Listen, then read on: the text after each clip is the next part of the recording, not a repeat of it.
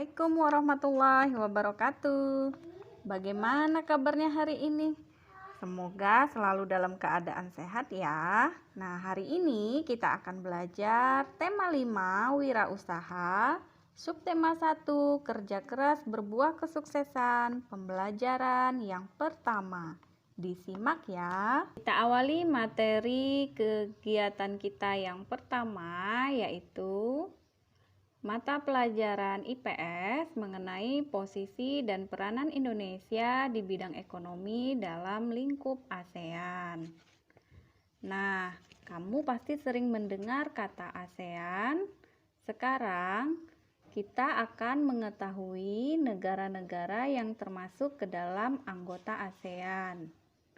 Mungkin kalian sudah banyak yang tahu dan tidak asing lagi dengan negara-negara ini. Nah, inilah list 10 anggota negara ASEAN. Yang pertama ada negara Myanmar, yang kedua Thailand, yang ketiga Laos, yang keempat Filipina, yang kelima Indonesia, yang keenam Kamboja, ketujuh Vietnam, kedelapan Brunei Darussalam, kesembilan Singapura, dan yang terakhir adalah Malaysia. Tahukah kamu bahwa banyak kerjasama yang dilakukan antar negara di lingkungan ASEAN? Negara-negara yang tergabung dalam ASEAN mempunyai potensi masing-masing, mulai dari sumber daya alamnya dan sumber daya manusianya. Salah satunya adalah di bidang ekonomi. Bagaimana peranan dan posisi Indonesia dalam bidang ekonomi di wilayah ASEAN? Yang pertama, Indonesia ikut serta dalam masyarakat ekonomi ASEAN. Kerjasama yang kedua, ASEAN juga mendirikan pabrik pupuk urea di Indonesia, tepatnya di Aceh, sebagai bentuk proyek industri bersama. Yang ketiga, menjadi salah satu lumbung padi ASEAN.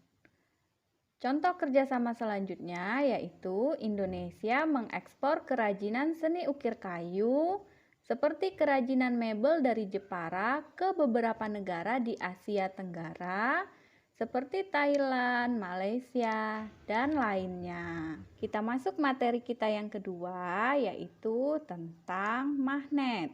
Tahukah kamu, lebih dari 2000 tahun yang lalu, orang Yunani yang hidup di Magnesia menemukan batu yang istimewa. Batu tersebut dapat menarik benda-benda yang mengandung logam. Ketika batu itu digantung, batu tersebut berputar. Salah satu ujungnya selalu menunjuk ke arah utara. Saat ini banyak teknologi yang menggunakan magnet, seperti pengeras suara, layar TV, kaset, dan masih banyak contoh-contoh yang lain. Manfaat magnet yang pertama, mengambil benda kecil bersifat logam dari tempat tidak terjangkau atau tidak terlihat, seperti jarum jahit. Yang kedua, petunjuk arah pada kompas. Biasanya ditemukan pada jarum kompas untuk menunjukkan arah utara atau selatan. Yang ketiga, sebagai pembangkit tenaga listrik. Biasanya hal ini berfungsi pada dinamo sepeda atau generator. Seperti apa ya bentuk magnet? Ayo, anak-anak semua ada yang ingat nggak seperti apa bentuk magnet? Bentuk magnet yang pertama adalah magnet batang. Yang kedua, magnet silinder. Yang ketiga, magnet lingkaran. Yang keempat, magnet jarum. Dan yang terakhir ada magnet ladam atau biasa disebut magnet tapal kuda. Nah, sifat-sifat magnet yang pertama, magnet bisa menarik benda-benda tertentu. Yang kedua, magnet mempunyai dua kutub, yaitu kutub utara dan kutub selatan. Yang ketiga, Kutub yang berbeda bila didekatkan akan saling tarik-menarik, sedangkan kutub yang sama akan saling tolak-menolak. Sifat magnet yang keempat, gaya magnet bisa menembus penghalang. Kita masuk ke materi selanjutnya, yaitu bahasa Indonesia mengenai formulir.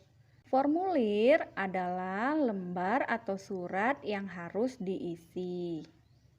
Formulir pendaftaran adalah alat atau benda yang digunakan untuk mendaftarkan diri di sebuah organisasi atau sekolah. Fungsinya untuk menuliskan identitas diri dan mendaftarkan diri. Nah, jenis formulir itu ada bermacam-macam. Contohnya yang pertama ada formulir pendaftaran, yang kedua kartu anggota ekstrakurikuler, yang ketiga wesel pos, yang keempat kartu pos, yang kelima daftar riwayat hidup, dan yang keenam slip tabungan, serta masih banyak contoh-contoh yang lain. Perhatikan formulir berikut. Ada formulir A dan formulir B. Amati dan jawab pertanyaannya. Yang pertama, apa saja yang kamu temukan dalam kedua formulir tersebut?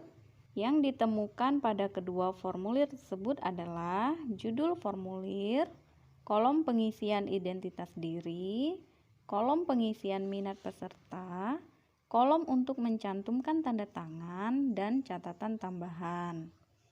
Yang kedua, apa perbedaan antara formulir A dan formulir B? Perbedaannya terletak pada tujuan formulir. Mengapa formulir itu kita butuhkan? Karena menjadi syarat untuk bisa mengikuti suatu kegiatan. Kapan kita mengisi formulir? Ketika akan mengikuti suatu kegiatan atau akan menjadi anggota suatu organisasi. Nah, kira-kira begitu ya jawabannya. Sampai di sini pembelajaran kita pada hari ini. Wassalamualaikum warahmatullahi wabarakatuh.